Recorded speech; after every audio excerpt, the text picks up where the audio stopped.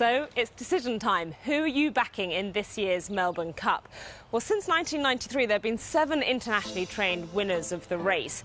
And in this year's edition, they make up nearly half of the field. So I've come to Werribee Quarantine Centre, just outside of Melbourne, to have a look at these internationals and try and work out for myself the pecking order. First up, the Caulfield Cup winner, Best Solution. He's going to be carrying the most weight in the race, and that's quite an ask because the last horse to carry 57.5 kilos to win was Makybe Diva. His trainer is Saeed bin Sarur, who's had 23 runners in the race and is yet to win one. He is desperate for a cup. Jockey is Pat Cosgrave, who's in red-hot form this spring, having won 2 Group 1 races already. Aiden O'Brien is widely regarded as the best trainer in the world. He's never won a Melbourne Cup, but he came pretty close last year when Johannes Vermeer went down to his son's horse, Rekindling. Now, this year, Aiden is back with his army of horses. He's got the favourite for the race in the shape of this guy, Yucatan, who could not have been more impressive when running away with the Herbert Power, which traditionally is a really good prep race for the Melbourne Cup. And he has absolutely thrived since being in Australia. Just look at him. He's also got the services of champion jockey James McDonald. Also in the O'Brien stable is the Cliffs of Moher, who's following a very similar path to Johannes Vermeer last year, who finished second. His third in the Caulfield Cup was pretty impressive.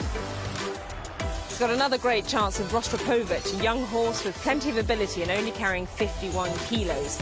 His run in the Cox Plate was pretty good when you consider 2,000 metres is not his thing. He'd be much better over further. No prizes for guessing where Magic Circle's from, and he comes into the race with great credentials, having won 2 races from 2 starts this year, really impressively. He's owned by Marwan Kukash, and expect interesting scenes if he wins. He booked big race jockey Corey Brown months ago. Brown won last year on Rekindling and also won in 2009 on Shocking. Jon Gosselin is the Chris Waller of UK racing. He currently trains the 3 best horses in Europe, Enable, Cracksman and Roaring Lion.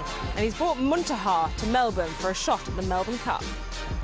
Muntaha was pretty impressive in winning the Ebor at York in England. It's good form for the Cup, but no horse has done the Ebor Melbourne Cup double. Although our horse Purple Moon finished second at Flemington in 2007 after winning the Ebor. The Japanese have won the Cup before. Remember Delta Blues and Pop Rock going 1-2 in 2006? Well, a similar prep this time around with Chestnut Coat coming through the Caulfield Cup. He finished 13th of 18, but keep him safe.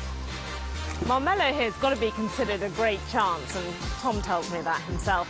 He finished 9th in the race last year after starting as favourite after a really good run in the Caulfield Cup. Change of plan this year, he's going straight into the Melbourne Cup with no prep race. Jockey Hugh Bowman is riding him. He's looking for the Cox Plate Melbourne Cup double.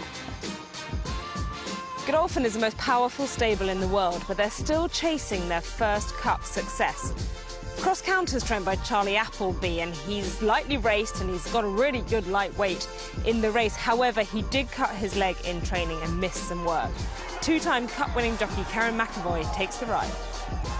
Prince of Arran here secured himself a last-minute spot in the field. He's already run well in Australia. He looks in great condition. He improves when he goes abroad, and it would be a fairy tale for his young trainer, Charlie Fellows.